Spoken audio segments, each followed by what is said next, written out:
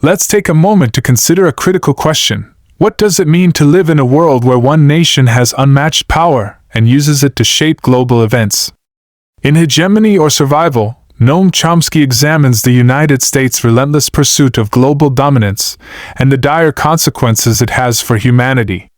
He frames his analysis around the dichotomy between hegemony, the concentration of power in the hands of one dominant actor, and survival, the long-term preservation of humanity in the face of nuclear threats, environmental destruction, and perpetual war.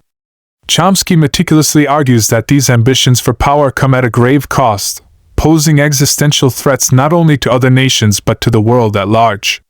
Section 1. America's post-war global strategy. Chomsky begins by outlining the strategies that emerged in the aftermath of World War II, as the United States positioned itself as the preeminent global power. Key strategies: control of strategic resources. After the war, U.S. policymakers prioritized securing control over critical global resources, particularly oil. This strategy aimed to ensure economic dominance by managing the lifeblood of industrial economies. Geopolitical influence. The U.S. pursued policies that would prevent any other nation or bloc of nations from challenging its supremacy. This included interventions in Europe, Latin America, and Asia to suppress movements perceived as threats to American interests. Significant policy frameworks. The National Security Council document NSC 68, which outlined a strategy for global military and ideological containment of perceived enemies, particularly the Soviet Union. Post-war institutions like the International Monetary Fund (IMF) and the World Bank, which were used as tools to enforce policies beneficial to U.S. economic and strategic goals. Chomsky argues that these frameworks, though ostensibly created to promote global stability and development, were primarily designed to entrench U.S. dominance. Section 2. The doctrine of preemptive war. One of Chomsky's most critical examinations is of the U.S.'s adoption of the doctrine of preemptive war. This doctrine allows the U.S. to justify military interventions against perceived threats before they materialize. Case study: the Iraq War. Chomsky highlights the 2003 invasion of Iraq as a prime example of this doctrine in action. He critiques the pretext of weapons of mass destruction as a fabrication used to justify the invasion. The real motivations, he argues, were control over Iraq's vast oil reserves and the strategic positioning in the Middle East. Historical roots. Chomsky traces this aggressive posture back to earlier interventions, such as in Vietnam and Latin America, where similar justifications were used to suppress nationalist or leftist movements that threatened U.S. interests. Section 3. Imperial ambitions versus global survival. Chomsky delves into the tension between the U.S.'s imperial ambitions and the broader need for global survival. He identifies three critical threats posed by the pursuit of hegemony. A. Nuclear war. The arms race initiated by the U.S. and the Soviet Union during the Cold War brought humanity perilously close to nuclear annihilation multiple times. Chomsky recalls specific incidents, such as the Cuban Missile Crisis, to demonstrate how the drive for dominance can lead to catastrophic brinkmanship. B. Environmental destruction. The pursuit of short-term economic and geopolitical gains often comes at the expense of environmental sustainability. Chomsky criticizes U.S. policies that favor corporate profits over addressing climate change, such as the withdrawal from global environmental agreements. C.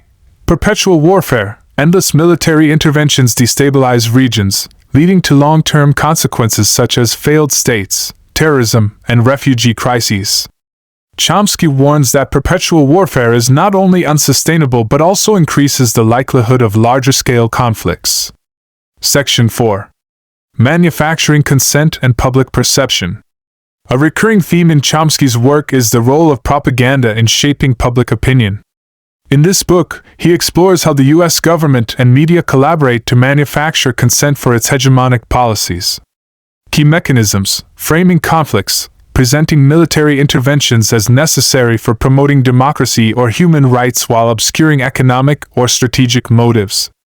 Selective reporting, highlighting actions of enemy states while ignoring similar actions by allies or the U.S. itself.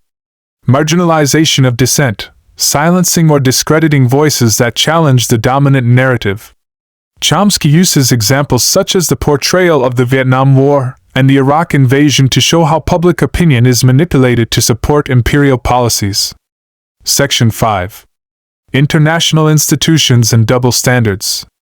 Chomsky critiques the role of international institutions like the United Nations and the World Trade Organization, arguing that they are often co-opted by powerful nations to serve their interests. Examples of double standards: the U.S. demands strict adherence to international law from its adversaries while routinely violating those same laws when pursuing its objectives. Instances like the invasion of Grenada, Panama, and Iraq showcase a blatant disregard for international norms when they conflict with U.S. interests. Chomsky emphasizes that this hypocrisy undermines the credibility of international institutions and erodes the possibility of genuine global cooperation. Section 6. The global resistance to hegemony. Despite the dominance of the U.S., Chomsky highlights the growing resistance from nations and grassroots movements around the world. Key points: the rise of regional powers like China and the European Union challenges the unipolar world order. Grassroots movements advocating for environmental justice, human rights, and anti-globalization represent a pushback against unchecked corporate and state power. Chomsky argues that these movements are critical for curbing the excesses of hegemonic policies and promoting a more equitable global order. Section 7. The path forward: survival over hegemony. In the concluding sections, Chomsky calls for a shift from the pursuit of hegemony to a focus on survival. This requires a fundamental rethinking of global priorities, reducing military expenditures, redirecting resources from war-making to addressing pressing global issues like poverty and climate change, strengthening international cooperation, supporting multilateral agreements and institutions that prioritize collective well-being over individual power, empowering civil society, encouraging grassroots movements to hold governments accountable and advocate for sustainable policies.